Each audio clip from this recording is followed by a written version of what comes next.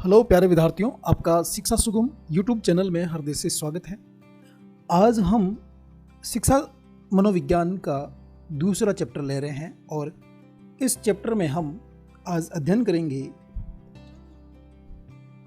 अधिगमकर्ता। अधिगमकर्ता कौन होता है, इसकी क्या विशेषता है, और साथ ही हम बात करेंगे शिक्षक। मेरा प्रयास रहेगा कि मैं आपका हर एक क्वेश्चन इसके अंदर इन्वॉल्व करूं ताकि आपके कोई भी प्रश्न नहीं छूटे। अधिगमकर्ता को हम अध्येता भी कहते हैं। अध्येता, हम इसे विद्यार्थी भी कहते हैं। ठीक है। जो अध्येता या विद्यार्थी जीवन है, ये मानव जीवन का सर्वश्रेष्ठ काल है। मानव जीवन का सर्वश्रेष्ठ काल है, इसे सर्वश्रेष्ठ काल की संज्ञा दी गई है। ठीक है। क्यों दी गई है? ये भावी जीवन की आधारशिला है। भावी जीवन की, क्योंकि यही बच्चा है वो सब कुछ सीखता है। ठीक है ना। अध्येता जीवन में अध्येता ज्ञानार्जन भी करता है। क्या करता है? ज्ञानार्जन करता है। ठीक है। और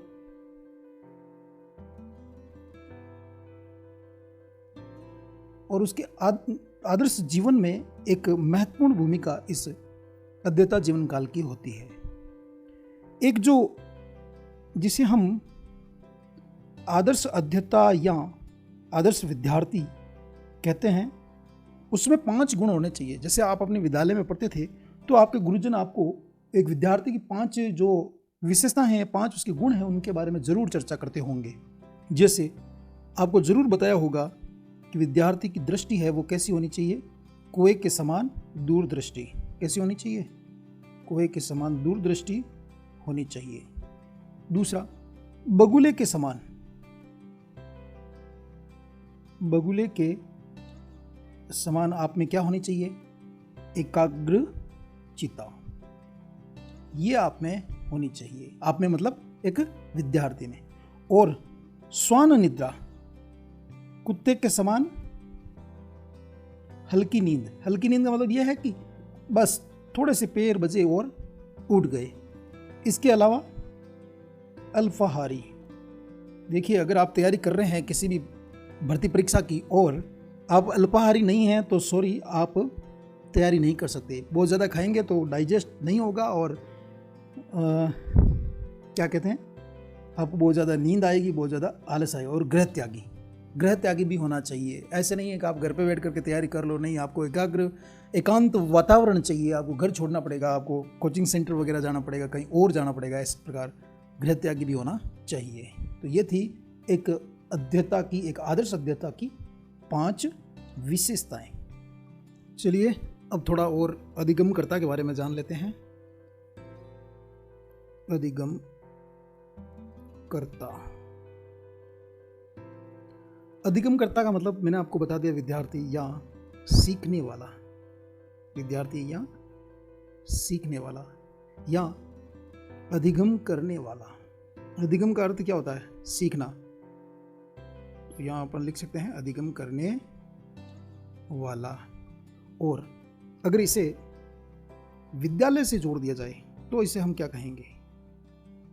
विद्यालय के संबंध में। ठीक है। तो विद्यालय के संबंध में इसे कहेंगे हम छात्र या विद्यार्थी। छात्र या विद्यार्थी कहेंगे। देखिए, अधिगमकर्ता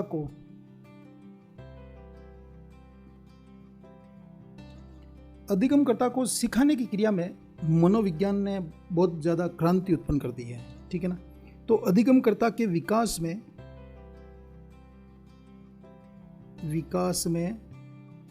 क्रांति आई है। किसकी वजह से? मनोविज्ञान की वजह से। ठीक है। आज जैसे आप देख रहे हैं, अलग अलग स्कूलें अपने जो एडवर्टाइज वगैरह प्रिंट करवा रही है, उनमें वो विभिन्न शिक्षण विद्याओं का उल्लेख कर रहे हैं। वो बता रहे हैं कि हम सीसी का उपयोग कर रहे हैं, हम किंडरगार्टन का उपयोग कर रहे हैं, अलग अलग मेथोडोलॉजी का वो विवरण देते हुए बता रहे हैं। तो इस प्रकार एक बच्चे को सिखाने में, एक विद्यार्थी को उसके सीखने की क्रियाओं को तेज करने में मनोविज्ञान ने एक क्रांति उत्पन्न की है। और सीखने की प्रक्रिया में या अधिगम में और मनोविज्ञान में निकटता लाने में विद्यालयों में शिक्षण प्रशिक्षण सजीव, सार्थक और वैज्ञानिक और सरल बने हैं। ठीक है, अब इसी मनोविज्ञान की वजह से क्या हुआ है, जो प्रशिक्षण है, क्या प्रशिक्षण, इसको मैं थोड़ा सही कर दूं, प्रशिक्षणों में बदलाव हुआ है। जैसे वर्तमान समय में देखें तो ऑनलाइन भी देखें तो बहुत ही अच्छे प्रशिक्षण हो रहे हैं, और ऑफलाइन भी देखें तो प्रशिक्षणों की गुणवत्ता में बहुत ज़्यादा परिवर्तन आया है। और इस परिवर्तन का कारण है ये मनोविज्ञान। और इसी मनोविज्ञान के प्रयोग के कारण जो हमारी शिक्षा पद्धति है वो थोड़ी सी क्या हो गई है, व्यवहारिक हो गई है। ठीक है, और इसी के साथ ही हमारी जो शिक्षा पद्धति है वो जीविका उपार्जन हो गई है, जीविकोपार्जन। ठीक है, ये दो परिवर्तन भी अभी वर्तमान में आए हैं। ठीक है, इसी के साथ व्यक्तियों के संज्ञानात्मक विकास के साथ साथ व्यवसायिक कौशलों का भी उद्भव हुआ है। देखिए, ज्ञान तो बड़ा ही है, इसमें कोई दो राय नहीं है, लेकिन जो व्यावसायिक कौशल है, व्यावसायिक कौशल, उनमें भी क्या हुआ है, विकास हुआ है। संज्ञानात्मक की जो बात है वो तो शुरू में ही चली आ रही है। संज्ञानात्मकता का जो भाव है वो तो शुरू से ही है, ज्ञान तो आया है, लेकिन व्यावसायिक कौशलों का उद्भव इस मनोविज्ञान के विचारधाराओं के कारण ही हुआ है। अभी वर्तमान में जितनी भी शिक्षण विद्याएं उपयोग में आ रही है उन्हें हम क्या कहते हैं, पेडागोजी। ठीक है, कह सकते हैं शैक्षणिक प्रक्रियाओं को सिखाने में जिस विधि का या जिस विधा का हम उपयोग करते हैं उसे हम क्या कहते हैं, पेडागोजी। क्या कहते हैं, पेडागोजी। कुछ लोग इसे पेडागोगी कहते हैं, कुछ लोग पेडागोजी कहते हैं। तो इंग्लिश का जो व्यक्ति है वो स्पष्ट बता सकेगा कि इसका फोनेटिक साउंड क्या होगा, लेकिन अधिकतर हम लोग हैं जो इसे पेडागोजी कहते हैं। क्या कहते हैं, पेडागोजी। ठीक है, जिस शिक्षक की पेडागोजी अच्छी है वो एक बेहतरीन शिक्षक कहला सकता है। अब देखिए, एक विद्यार्थी है, उस विद्यार्थी के जो सीखने की प्रक्रियाएं हैं, सीखने की प्रवृत्ति वो कब से शुरू हो जाती है, जन्म से। बालक है वो जन्म के साथ ही सीखना प्रारंभ कर देता है। इसलिए अर्नेस्ट जोन्स ने व्यक्ति विकास क्रम की 4 प्रधान सीढ़ियां या 4 प्रधान अवस्थाएं बताई थी। क्या बताया था, व्यक्ति विकास क्रम, व्यक्ति विकास क्रम की 4 सीढ़ियां बताई थी, 4 अवस्थाएं बताई थी। ठीक है, अब ये 4 अवस्थाएं कौन सी है, देखिए इसमें पहले आती है आपकी शैशवावस्था। ठीक है, अब इस शैशवावस्था को कहां तक गिनते हैं, ये जन्म से 5 वर्ष तक मानी जाती है। ठीक है, फिर उसके बाद में आती है उत्तर बाल्यावस्था। उत्तर बाल्यावस्था। ठीक है, अब ये कब से होगी, ये 5 वर्ष से 12 वर्ष तक इसे माना जाएगा। फिर 3 नंबर पे हमारे पास आती है किशोरावस्था।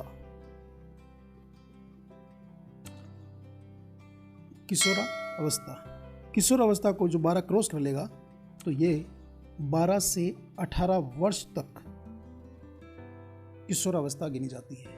फिर अर्नेस्ट जोन्स के अनुसार जो चौथी अवस्था आती है उसे कहते हैं परिपक्व अवस्था।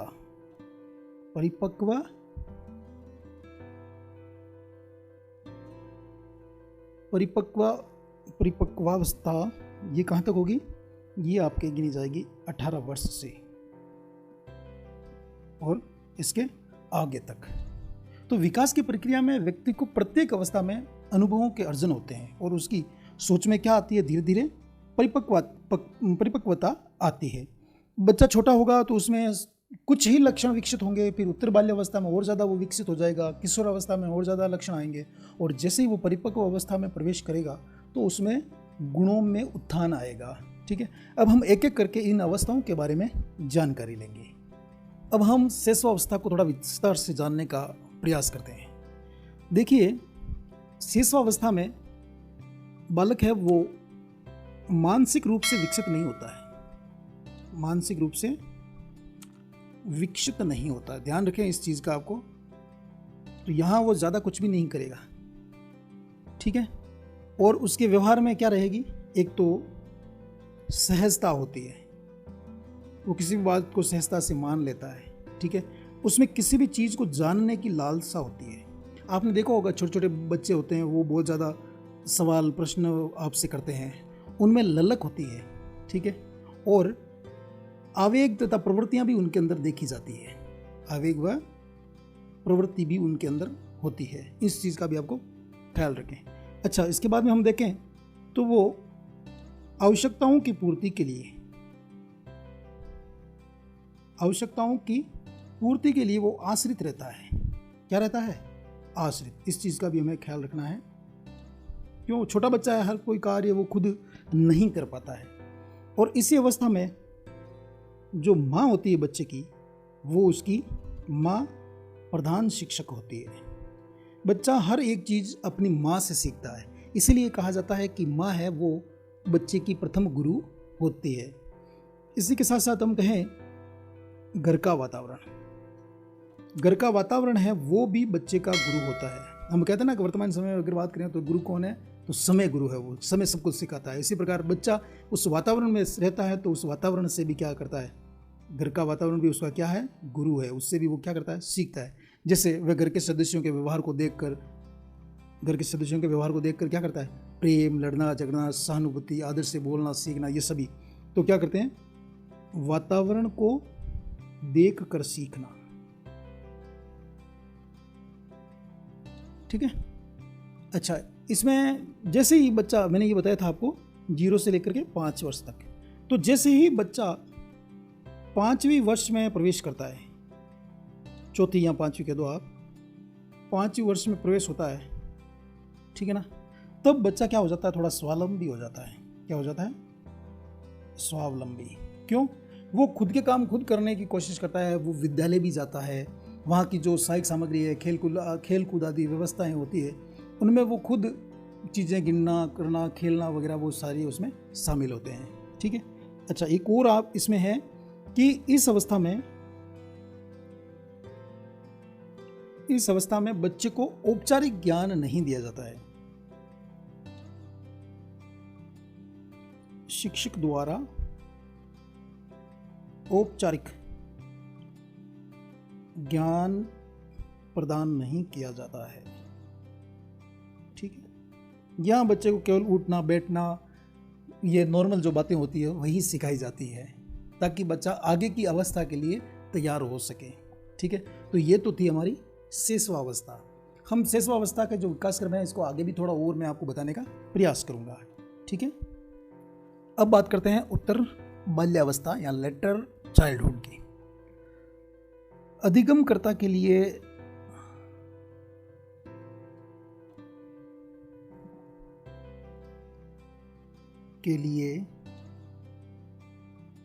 ये जो समय है, ये समय क्या करता है, एक तो शारीरिक और मानसिक विकास में क्या आ जाती है, स्थिरता आ जाती है। स्थिरता लाने का समय है, यानी कि यहां पर स्थायित्व आ जाता है एक तरह का। ठीक है। एक तो ये हो गया। दूसरा ये कि इस जीवन काल को क्या कहते हैं, इस जीवन काल को छद्म काल भी कहते हैं। बाल्यावस्था है वो मानव जीवन काल की छद्म अवस्था भी है, इसे कृत्रिम काल भी कहते हैं, ठीक है, या इसको मिथ्याओं से युक्त परिपक्व काल कहा जाता है। देखो यहाँ मिथ्या भी है और परिपक्व भी है, ठीक है ना, क्योंकि यहाँ स्थायित्व बनने की क्रिया ढोंग मात्र ही होती है।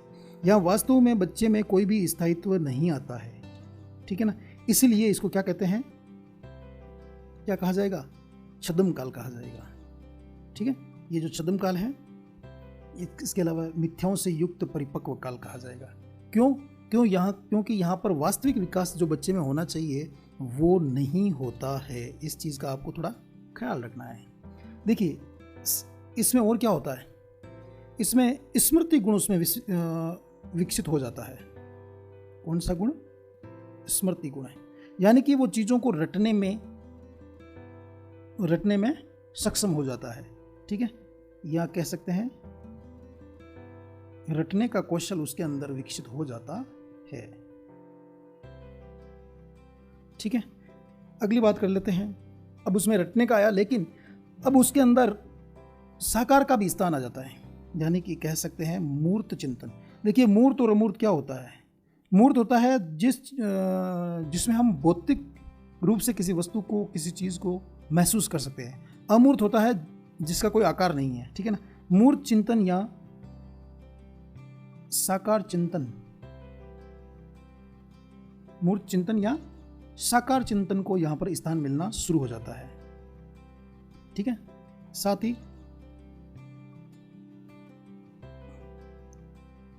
अमूर्त चिंतन का विकास यहां नहीं होता है, ठीक है। अमूर्त चिंतन का विकास यहां नहीं होगा। अब देखिए इसके साथ ही विद्यालय में विषयों के प्रति भी उसमें कभी मंद तो कभी तीव्र ध्यान केंद्रित होता है, ठीक है। इस स्थिति में अध्यापक और अध्ययन सामग्री को बार बार बदला नहीं जाए, बालकों की रुचियों के अनुरूप ही उससे विषयों को पढ़ने दिया जाना चाहिए। इसीलिए कहा जाता है कि जो बालक 5 से 12 के बीच है, 5 से 12 के बीच में है, उनको बार बार विद्यालय बदलने नहीं चाहिए, बार बार विद्यालय नहीं बदलने चाहिए, ठीक है ना। इस चीज़ का प्रत्येक माता पिता को और एक शिक्षक को ध्यान में रखना चाहिए। साथ ही इस अवस्था में बालक में संचयी प्रवृत्ति विकसित हो जाती है, संचयी प्रवृत्ति विकसित होना शुरू हो जाती है। संचयी प्रवृत्ति का मतलब है बच्चा संग्रह करने की भावना उसमें विकसित होती है, बच्चे में संग्रह करने की भावना। आप देखेंगे कि जब बच्चा 5 साल का है तब तक वो कुछ भी, उसके पास में ज़्यादा खिलौने वगैरह कलेक्ट नहीं होंगे, लेकिन जैसे ही वो बड़ा हो जाएगा तो आप देखोगे कि उसके पास में काफ़ी खिलौने होंगे या हर कोई सामग्री। जैसे वो विद्यालय जा रहा है तो उसकी ज्योमेट्री बॉक्स है, उसके अंदर बहुत सारे पेन वगैरह होंगे, ठीक है, वो भरा ही रहेगा। बैग भी है तो अस्त व्यस्त किताबें हैं तो उनसे भरा रहेगा, कॉपियाँ भर चुकी है तो भी बैग में रहेगी। इसके अलावा यहाँ बच्चे के अंदर अनुकरण की भावना विकसित होती है बाल्यावस्था में, ध्यान रखें। और इसके अलावा उसमें सामूहिकता का भाव विकसित होता है। जब बच्चा 5 साल का रहता है तब वो ज़्यादा किसी के पास जाना या उसमें समूह में रहना पसंद नहीं करेगा, लेकिन जैसे ही वो 5 से ऊपर आएगा और 12 से पहले रहेगा तो वहाँ उसमें सामूहिकता का भाव होगा। इसके अलावा उसमें बहिर्मुखी विचारधाराएं उत्पन्न होने शुरू हो जाएगी, बहिर्मुखता उसमें जन्म लेती है, ठीक है। ये बातें भी होती है। और इस अवस्था में एक अध्यापक को चाहिए कि छात्रों को स्नेह और सहानुभूति से सिखाने पर ध्यान देना चाहिए, ठीक है ना। यहाँ ज़्यादा क्रोध वगैरह ये चीज़ें मायने नहीं रखती है। बच्चे के साथ एक शिक्षक को क्या रखना चाहिए, स्नेह रखना चाहिए, और साथ ही साथ शिक्षक को सहानुभूति भी बच्चे के साथ रखनी चाहिए। इन चीज़ों के ऊपर ध्यान देना चाहिए और बालक को करके सीखना पर भी ज़्यादा से ज़्यादा जोर देना चाहिए, करके सीखना, ठीक है। और इसके अलावा भ्रमण, स्काउटिंग आदि क्रियाओं में भी बच्चों को ज़्यादा से ज़्यादा योगदान देना चाहिए, ठीक है। तो ये था हमारा उत्तर बाल्य अवस्था, जो कि 5 से 12 साल तक की होती है। इसे मिथ्याओं से युक्त परिपक्वता काल या छद्म काल भी कहते हैं। स्मृति का गुण, रटने का गुण भी होता है। इसमें सामूहिकता की भावना होती है। इसमें मूर्ति या साकार रूप है या साकार चिंतन है वो विकसित होना शुरू हो जाता है। अनुकरण और सामूहिकता की भावनाएं भी आ जाती है।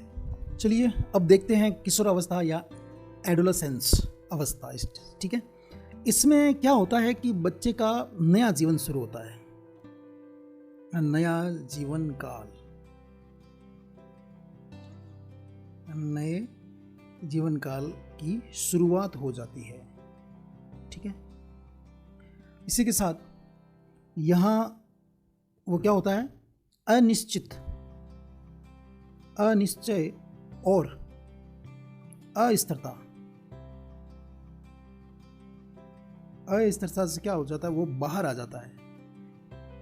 ठीक है, इसी के साथ साथ यहाँ जो तैयारी की अवस्था, जिसे हम बाल्यावस्था को कहते हैं, जो तैयारी की अवस्था थी, तैयारी की अवस्था से वो किधर आ जाता है, पूर्णता की अवस्था में आ जाता है।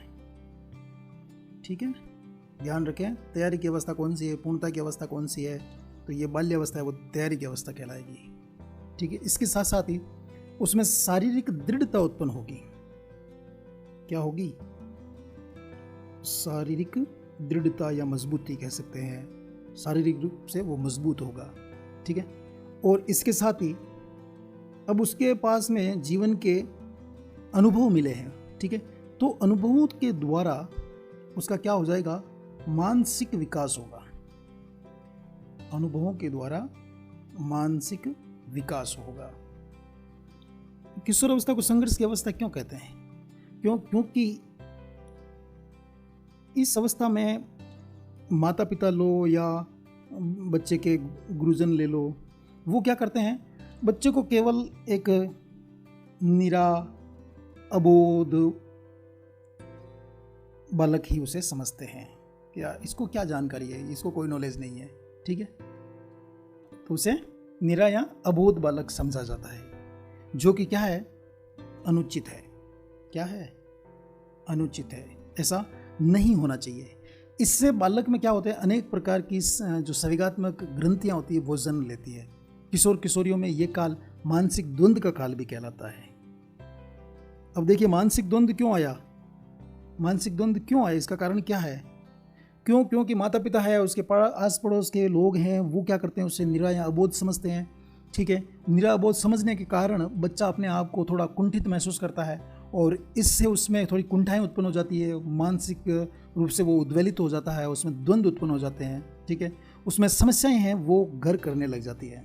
मानसिक द्वंद्व की अवस्था भी कह सकते हैं इसे।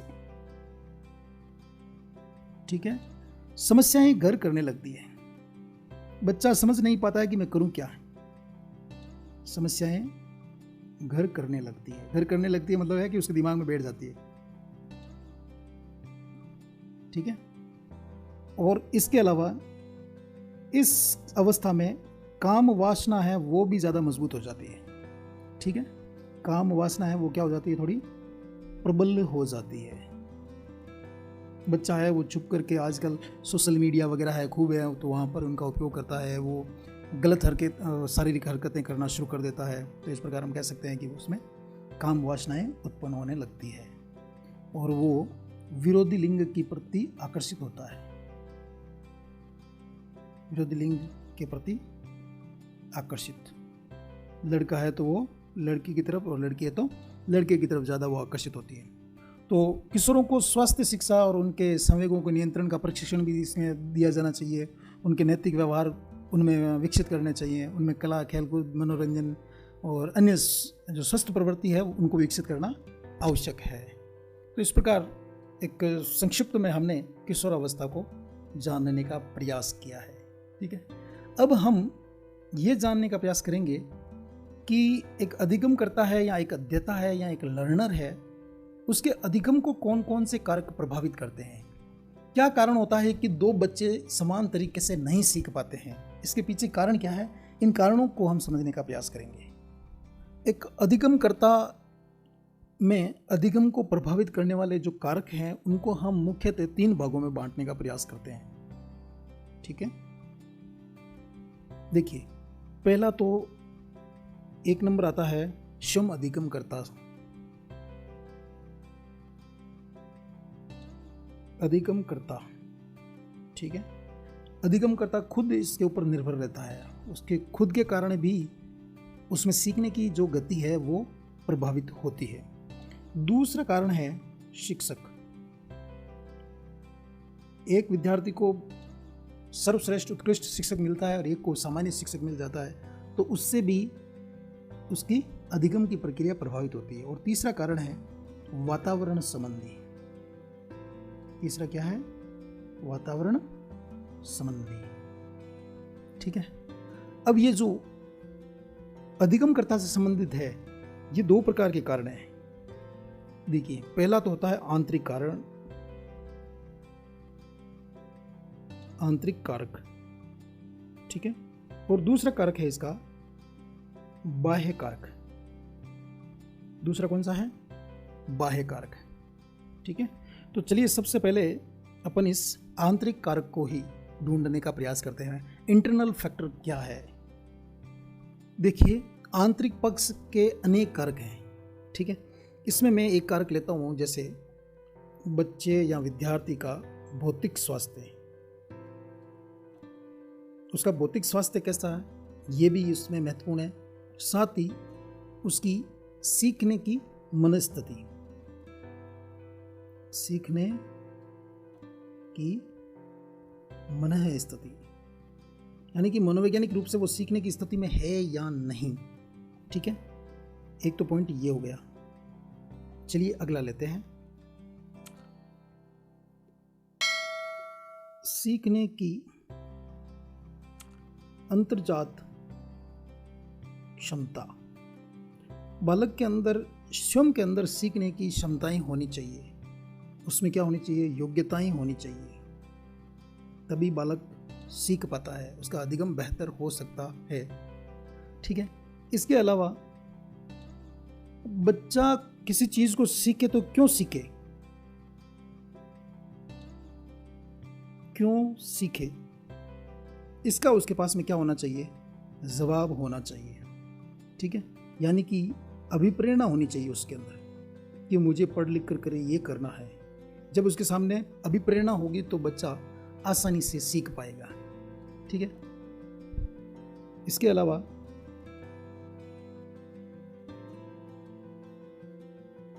अधिगमकर्ता के सामने लक्ष्य होना चाहिए। अगर लक्ष्य है तो वो आसानी से आगे बढ़ सकता है। तो अधिगमकर्ता के सामने जीवन में आगे बढ़ने का लक्ष्य निर्धारित हो, उसे ये ज्ञात होना चाहिए कि कहाँ तक पहुँचना है, क्या प्राप्त करना है, ठीक है।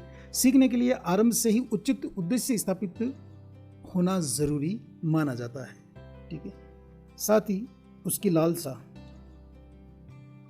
उसकी ललक, ये भी आंतरिक कारक है जो बच्चे को अनुभव अर्जित करने में, अधिगम ज्ञान अर्जित करने में महत्वपूर्ण भूमिका निभाते हैं, ठीक है। छात्र में सीखने की तैयारी या उसकी इच्छा शक्ति और उस हेतु अभिप्रेत बनाए रखना महत्वपूर्ण कारक है, ठीक। तो यहाँ हम लिख सकते हैं लक्ष्य प्राप्ति, लक्ष्य प्राप्ति की अभिप्रेरणा, ये होना जरूरी है। तो इस प्रकार ये थे हमारे आंतरिक कारक। अब बाह्य कारक लेते हैं। अधिगमकर्ता को सिखाने में उसके व्यक्तिगत स्वभाव, उसकी मानसिक स्वास्थ्य की स्थिति और शारीरिक स्वास्थ्य का योग महत्वपूर्ण कारक होता है, ठीक है। ये सारी चीज़ें मिलकर के ही उसके बाह्य कारक का निर्माण करते हैं। अगर ये बेहतरीन है तो बच्चा आसानी से सीख सकेगा। सीखने की प्रक्रिया पर उसका बाह्य वातावरण बहुत ज़्यादा प्रभाव डालता है, ठीक है। बाह्य वातावरण में उसकी जो घरेलू, सामाजिक, राजनीतिक परिस्थितियाँ होती हैं, उनसे बच्चा घिरा रहता है और इस वातावरण में सिखाने की विषय वस्तु की प्रकृति और समझाने की विधियाँ भी महत्वपूर्ण हैं, ठीक है। तो दूसरा हो गया, इसमें आप लिख सकते हैं विषय वस्तु की प्रकृति, विषय वस्तु की प्रकृति, ठीक है। इसके साथ ही हम क्या ले सकते हैं? समझाने की विधियाँ। अगर एक शिक्षक है बच्चे को उपयुक्त विधियों से नहीं समझा पा रहा है तो वहाँ पर वो बाह्य कारक उसके विकास में बाध्य होगा। तो ज़्यादा इसमें बाह्य कारकों में कुछ है नहीं इतना महत्वपूर्ण। और जैसे और भी आप देखो तो जैसे अध्यापक की महत्वपूर्ण भूमिका है इसमें। अध्यापक स्वयं विषय वस्तु का अच्छा ज्ञाता होना चाहिए। इसमें तथ्यों को प्रस्तुत करने की आकर्षक उसमें योग्यता भी होनी चाहिए। कक्षा कक्ष या विद्यालय का बाह्य वातावरण, उसकी साज सज्जा, ये भी बच्चे के सीखने पर काफ़ी प्रभाव डालती है। अब हम बात करते हैं शिक्षक की भूमिका। बच्चे के अधिगम में अधिगमकर्ता के अधिगम में शिक्षक की भूमिका। देखिए, एक शिक्षक की योग्यता, शिक्षक योग्य होना चाहिए, ये भी बच्चे के अधिगम को प्रभावित करती है। ठीक है, इसके साथ ही शिक्षक है वो विषय में निपुण होना चाहिए। विषय में कैसा होना चाहिए? निपुणता। कहते हैं ना कि वही शिक्षक सफल हो पाता है जो खुद सीखने के प्रति अध्ययनशील हो, यानी कि दीप खुद जल करके अन्य लोगों को प्रज्वलित करता है, खुद भी जलता रहता है और दूसरों को प्रज्वलित करता रहता है। ठीक है, अगला लेते हैं, उद्देश्यों के प्रति सजग होना चाहिए। उद्देश्यों के प्रति शिक्षक निपुण होना चाहिए। ठीक है, और तीसरा लेते हैं, विद्यार्थियों के या छात्रों के या अधिगमकर्ता के प्रति क्या होनी चाहिए? सहानुभूति। ये भी एक शिक्षक का उचित गुण है। अगर उसमें सहानुभूति नहीं है तो वो एक बेहतरीन शिक्षक नहीं हो सकता। ठीक है, साथ ही उसके व्यवहार में क्या होनी चाहिए? मृदुलता होनी चाहिए। क्या होनी चाहिए? मृदुलता। ठीक है, अच्छा, कई बार हम देखते हैं कि शिक्षक बच्चों को पढ़ाते हैं और पढ़ाते पढ़ाते वो मतलब जटिल अवधारणाओं को पहले ले लेते हैं, तो वो बातें उसमें नहीं होनी चाहिए। शिक्षक को हमेशा सरल से किस प्रकार बढ़ना चाहिए? सरल से जटिल की ओर, यानी कि सरल अवधारणा से जटिल की ओर बढ़ने और बालक के अनुभवों का सदुपयोग करने का उसमें कौशल होना चाहिए एक। ठीक है, अर्थात कह सकते हैं पूर्व ज्ञान का उपयोग करने में कुशल। आप एक शिक्षक जब भी अध्यापन करवाएगा तो वो बच्चे के पूर्व ज्ञान को जोड़ते हुए ही अध्यापन करवा सकता है, बेहतरीन अध्यापन कहलाएगा वो। अगर हम डायरेक्ट जाएं और बच्चे को कोई जानकारी नहीं है तो सॉरी, वो शिक्षक बेहतरीन नहीं हो सकता उस विद्यार्थी के लिए। अच्छा, शिक्षक हमेशा प्रेरणा देने वाला होना चाहिए। आपने देखा होगा विभिन्न जो सरकारी विद्यालय होते हैं वहाँ प्रार्थना सभाओं में बहुत ज़्यादा मोटिवेशन स्पीच वगैरह दी जाती है, उससे बच्चे लबरेज हो जाते हैं। ठीक है, इसके अलावा फीडबैक एक बहुत ज़्यादा महत्वपूर्ण योगदान देता है बच्चे के लिए। तो यहाँ पुनर्वेशन, फीडबैक बच्चे का अगर लेते रहें तो भी बेहतर रहेगा। ठीक है, तो ये एक शिक्षक का महत्वपूर्ण योगदान होता है अधिगमकर्ता के अधिगम को बेहतर बनाने में। ठीक है, चलिए अब वातावरण से संबंधित कारक हैं उनके बारे में बात कर लेते हैं अपन। तो वातावरण में सबसे पहले आता है हमारा घरेलू समस्याएं। ठीक है, तो पहला हम लेते हैं घरेलू एवं स्थानीय सुविधाएं। अगर विद्यार्थी को उसके घर पे या आसपास में अच्छी सुविधाएं मिलेगी तो वो विद्यार्थी अवश्य अधिगम कर पाएगा। ठीक है, अगला है विषयानुकूल सामग्री का चयन। हम कई बार देखते हैं कि कुछ बच्चे आर्ट्स में इतने होशियार होते हैं और 10th में वो 80% लेके आ जाते हैं, और वो साइंस लेते हैं, साइंस उनके समझ में नहीं आती है, और आर्ट्स उनके बहुत अच्छी समझ में आती है, लेकिन वो साइंस ले लेते हैं तो वो उनके उपयुक्त सामग्री नहीं हो पाती, जिससे वो जो मुकाम जो लक्ष्य उनको मिलना था वो नहीं मिल पाता है। ठीक है, ज़रूरी नहीं है कि अच्छे परसेंटेज वाला ही साइंस ले। ठीक है ना, अच्छे परसेंटेज वाला आर्ट्स भी ले सकता है और अच्छा टॉपर भी बन सकता है। तो विषय अनुकूल सामग्री का अगर चयन होता है तो अधिगम बेहतरीन हो सकता है। अगला है, हम देखते हैं कई विद्यालयों में कक्षा कक्ष की जो सुविधाएं होती है वो बेहतरीन नहीं हो पाती है। ठीक है, तो अगर कक्षा कक्ष की सुविधाएं अच्छी होगी तो अधिगम स्वतः ही अच्छा होना शुरू हो जाएगा। ठीक है, अगला, अगर विद्यार्थी सामाजिक परिस्थितियों से जुड़ा हुआ है, सामाजिक परिस्थितियों से उसका अगर बेहतरीन जुड़ाव है तो उसका अधिगम अच्छा होगा, अन्यथा उसका अधिगम प्रभावित होगा।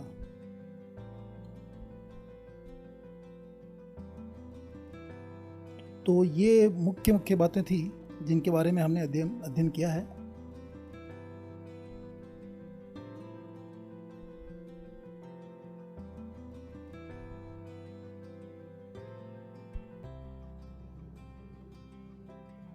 देखिए, अगर अधिगमकर्ता को वैज्ञानिक विधि से, अगर अधिगमकर्ता को वैज्ञानिक क्रिया से या वैज्ञानिक विधि से अधिगम करवाया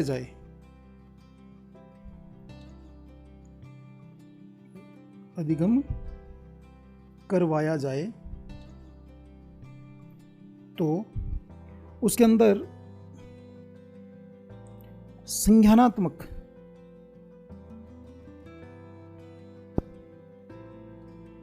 संज्ञानात्मक क्षेत्र है वो उस क्षेत्र में भी परिवर्तन लाया जा सकता है।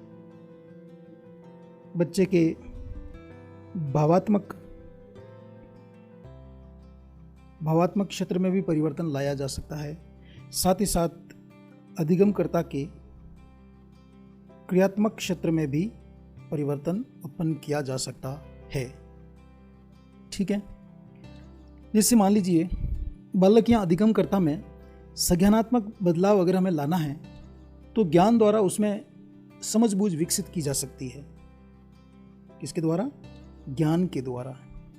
क्या विकसित की जा सकती है? सूझबूझ। ठीक है, ये उसमें विकसित की जा सकती है। वह अपनी क्रियाओं का विश्लेषण करने, संश्लेषण करने, विश्लेषण, ठीक है, और उसका संश्लेषण करने में वो सार्थक हो जाता है। अच्छे बुरे का वो मूल्यांकन करके अपने व्यवहार में वो परिवर्तन ला सकता है। ठीक है, और भावात्मकता की बात करें तो उसमें भावात्मक परिवर्तन आता है। वह सहानुभूति और सहृदय बन करके अपनी प्रस्तुति करता है। चरित्र को संतुलित बनाकर वस्तु स्थिति का सामना करने की योग्य मानसिकता है वो उसमें विकसित होना शुरू हो जाती है। तो कहने का अर्थ यह है कि अगर अधिगमकर्ता को वैज्ञानिक क्रियाओं या वैज्ञानिक विधियों के आधार पर अगर पढ़ाया जाए, उसे अधिगम करवाया जाए, तो वो बच्चा संज्ञानात्मक रूप से मजबूत हो सकता है। ठीक है, उसमें भावनात्मक क्षेत्र है वो भी विकसित हो सकते हैं, उसमें क्रियात्मक जो क्षेत्र है वो भी विकसित हो सकते हैं। वो सहृदय हो बन सकता है अगर उसमें भावात्मक क्षेत्र विकसित हो जाए, तो उसमें अच्छे विचार आ सकते हैं और ज्ञान के द्वारा उसमें सूझबूझ विकसित हो सकती है। वो तथ्यों के ऊपर विश्लेषण कर सकता है, उनका संश्लेषण कर सकता है, अपनी भावनाएं बता सकता है, अपने विचार है वो उनके ऊपर प्रकट कर सकता है। तो यहाँ पर हम एनसीईआरटी के अनुसार अधिगम के 3 प्रभाव क्षेत्र हैं, उनके बारे में थोड़ी चर्चा करेंगे। जैसे हम संज्ञानात्मकता के बारे में बात करें तो इसके अंदर इसके जो उपभाग हैं उनमें पहला आता है ज्ञान। ये संज्ञानात्मक क्षेत्र का एक भाग है। दूसरा आता है अवबोध। ठीक है, और उसके बाद में आता है तीसरा व्यवहार में प्रयोग।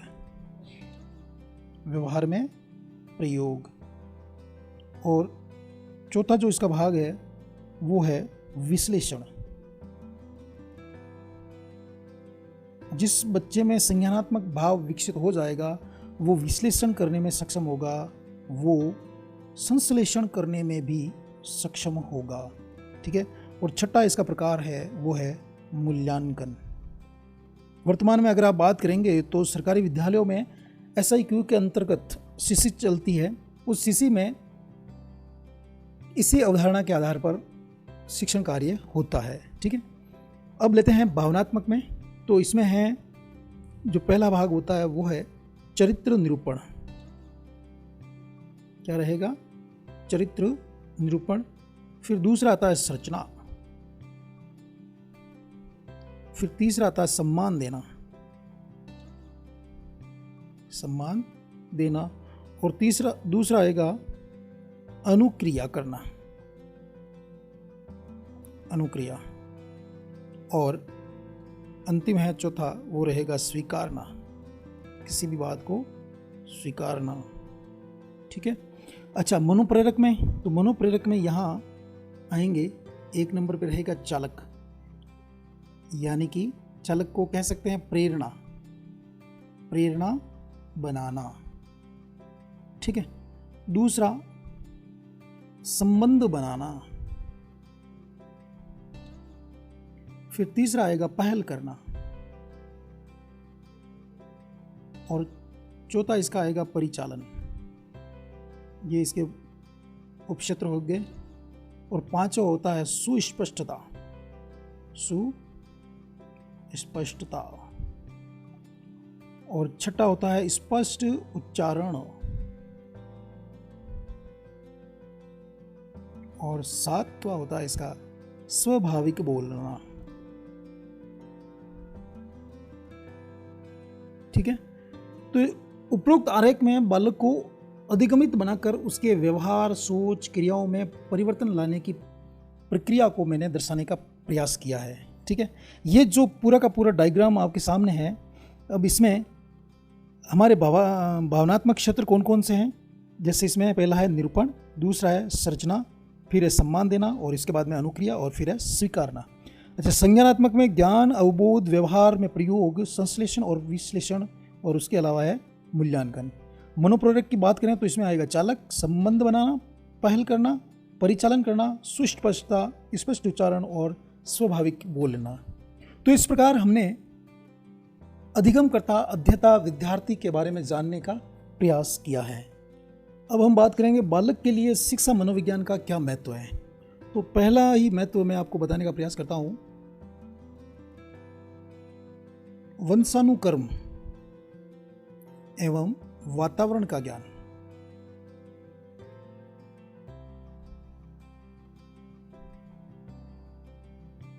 शिक्षा मनोविज्ञान की सहायता से बालक को वंशानुक्रम और वातावरण के महत्व का ज्ञान हो जाता है।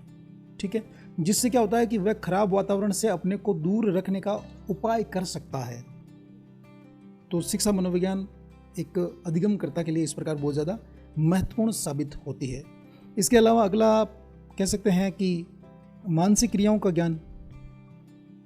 कई विद्वान जन कहते हैं इनके बारे में कि अगर शिक्षा मनोविज्ञान का ज्ञान अगर बालक में हो तो मानसिक क्रियाओं का ज्ञान भी उसे होने लगता है, जिसके तहत बालक को सीखने, याद करने, तर्क वितर्क करने, विचार करने आदि मानसिक क्रियाओं का ज्ञान उसे हो जाता है, जिससे वह इन मानसिक क्रियाओं को सुधारने का या उन्हें आगे बढ़ाने का या उन्हें बेहतर बनाने का वो ज़्यादा से ज़्यादा प्रयास करता है। तो इसमें क्या करता है वो? स्मरण, तर्क, ठीक है, विचार, विश्लेषण, ये सारी बातें हैं वो एक विद्यार्थी में विकसित हो जाती है जब शिक्षा मनोविज्ञान का उसको थोड़ा सा नॉलेज हो जाए। इसके अलावा योग्यताओं, बच्चे को अगर योग्यताओं और क्षमताओं का ज्ञान हो जाता है तो इसकी सहायता से वो अधिगमकर्ता अच्छा विषय चुन सकता है, अपनी कमियों को दूर कर सकता है। ठीक है। इसके साथ ही शिक्षा मनोविज्ञान की सहायता से उसमें मूल प्रवृत्तियां व रुचियों का ज्ञान हो जाता है। मूल प्रवृत्तियां व रुचियों का ज्ञान भी हो जाता है। बालक को उसकी रुचि और मूल प्रवृत्ति का ज्ञान मनोविज्ञान की सहायता से ही होता है। कोई भी व्यवहार हो उसकी रुचि और मूल प्रवृत्ति के अनुसार ही होता है। जैसी बालक की, विद्यार्थी की रुचि रहेगी वैसा ही वो व्यवहार करेगा, वैसी ही बातों को वो सीखेगा, उसी के अनुसार उसके व्यवहार में क्या आएगा? परिवर्तन। इस प्रकार वह अपने व्यवहार में नियंत्रण भी कर सकता है। ठीक है। और पांचवा लेते हैं हम आत्म मूल्यांकन। देखिए, जब भी इंसान को अगर आत्म अनुभूति हो जाती है तो वो इंसान एक पवित्र इंसान कहलाने लग जाता है। आत्म मूल्यांकन अगर विकसित होगा बालक में तो ये तभी संभव है जब उसमें शिक्षा मनोविज्ञान ने काम किया हो। इससे क्या होगा कि बालकों को स्वयं के मूल्यांकन और मापन की विधियों का ज्ञान मनोविज्ञान की सहायता से हो जाता है, जिससे कि वह किसी भी विषय में अपनी स्थिति का अंदाज़ा लगा करके प्रगति भी कर सकता है। अब ये तो हो गई आत्म मूल्यांकन की एक विद्यार्थी के बारे में बात। अगर इंसान के बारे में बात की जाए तो उसे अगर आत्मानुभूति हो जाती है तो वो सत्य को जान लेता है, उसे क्या करना चाहिए, कौन सी चीज़ें सही है कौन सी गलत है, उसकी सारी नॉलेज हो जाती है। ठीक है, तो अधिगमकर्ता के बारे में ही इस टॉपिक में हम अध्ययन कर पाएंगे। शिक्षक और कुछ शिक्षा मनोविज्ञान की विधियां हैं, उनका हम अगले टॉपिक में अगले भाग में अध्ययन करेंगे। अगर वीडियो अच्छा लगा हो तो दोस्तों वीडियो को लाइक ज़रूर करना। ठीक है, आपका लाइक होना ज़रूरी है। ठीक है, अगर वीडियो आपको और ज़्यादा अच्छा लगे तो अपने साथियों के साथ इसे क्या कर देना है, आपको शेयर करना है। ठीक है, साथ ही साथ मेरी आपसे एक अपेक्षा रहेगी कि आप चैनल को सब्सक्राइब करना नहीं भूलें। चैनल को सब्सक्राइब ज़रूर करना है। बहुत बहुत धन्यवाद साथियों, थैंक्स।